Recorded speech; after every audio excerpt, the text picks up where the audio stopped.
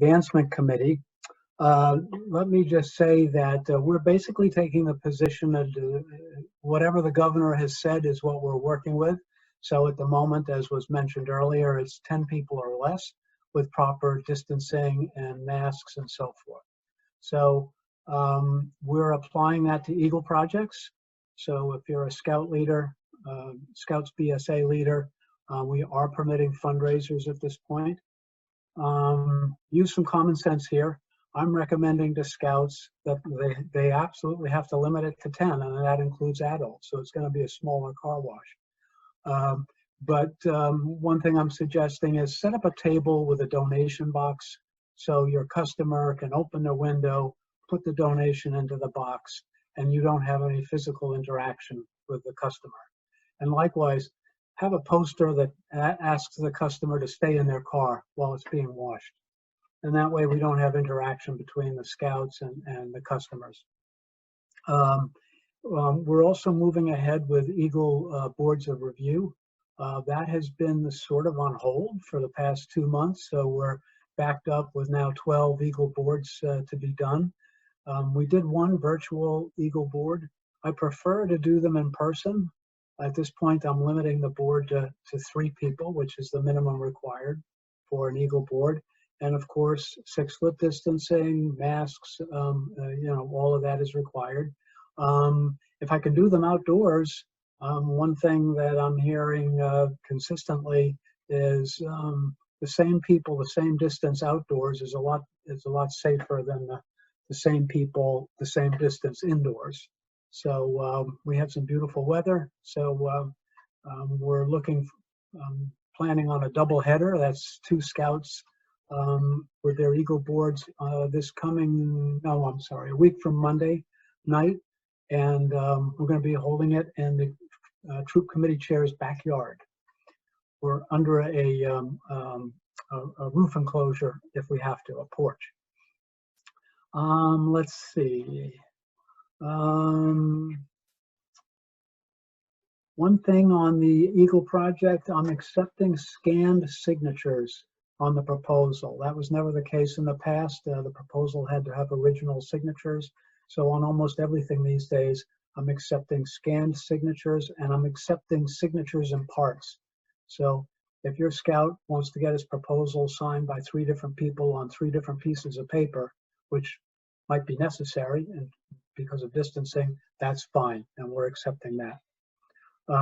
Let me talk a little bit about the 3-month Eagle extension. I think we've pretty much got every Eagle Scout in Mettennicock, Eagle Scout candidate in Mettennicock covered.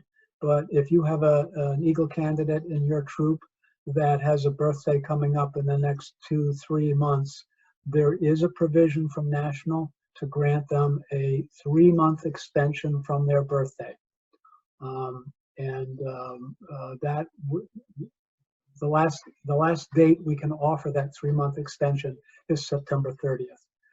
The council has already granted something on the order of 24 Eagle extensions for Eagle candidates, within the council. All right. Let me talk a little bit about the Advancement Committee. I have mentioned this briefly in the past. I will be stepping down as of January 1st next year, and Joe Picorni, who's been on our Advancement Committee for a good 10 years, will be taking my place. I'm trying to clear the path for Joe and make it a little bit easier, and we've made some real good strides in terms of getting an Eagle coach in every troop. That is one of your adult volunteers in your troop trained to work with Eagle candidates. And that's not that the Advancement Committee won't be there to approve and help and assist, but we'd like to start to shift the burden a little bit away from the Advancement Committee for those things that the troop can really handle. So I offered Eagle coach training several months ago. I'm planning the same on a Zoom basis. We'll also be doing some videos for the Scouts. We're planning to do a Life to Eagle talk on video. We're also planning a series of videos for each element of the Eagle project. So the project proposal, the project plan, the project report. So this will just be a resource for our scouts going into the future. And I think that's it for the advancement committee. Any questions regarding advancement, Eagle projects? All right, let me talk a little bit about the council side of this. As I signed on this evening, there was some sort of a discussion about Baiting Hollow and camp opening. So we are definitely cleared for day camp. That's happening. And as Dawn mentioned earlier, we've got some significant efforts going on right now to get the camp ready for that. What we would really like to see is residential camp. But we're still waiting for a determination from the governor on whether he's going to permit residential summer camps. If you missed it, there was a really excellent seminar run by Newsday last Wednesday. It was an hour long with health professionals talking about summer camp. And you know, one bit of advice that really stuck in my mind was a doctor who said, your child is much more at risk driving to summer camp and back than they are at summer camp, particularly if it's a residential camp, because a residential camp would really be very self-contained. Nobody's going home, including counselors. Everybody's checked as they come in, and proper distancing and all that. So stay tuned on that. We're really hoping that we can turn day camp into residential camp as well. And that leads to my next discussion, again, coming from council. We're in a very tough place financially right now. The council depends on our fundraising events. There is a misperception from some people that we get money from national. That's never happened. We send money to them. So that means that we're raising everything we need to maintain a staff of 14, run all the programs, run the camp, run the headquarters.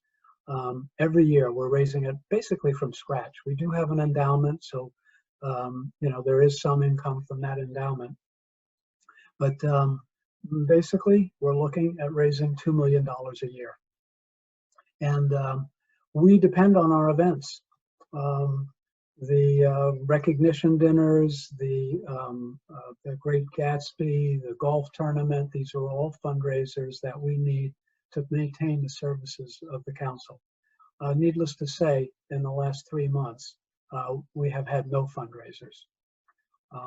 And popcorn is normally a substantial part of our revenue budget, and we don't know where we're going to be on with popcorn. So I'm being very frank because a decision was made at the highest levels of council that we need to share with you exactly what's going on and where we are. So I urge all of you to join us for the fireside chat next Wednesday. It's at 7 o'clock. An email is going out to everybody. So if you don't get an email about next Wednesday, by all means, reach out to me or Dawn or the leader of your unit. And we would very much like you to join us.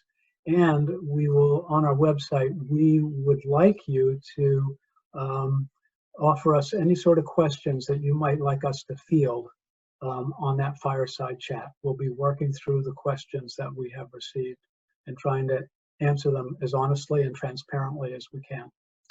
And that's my report.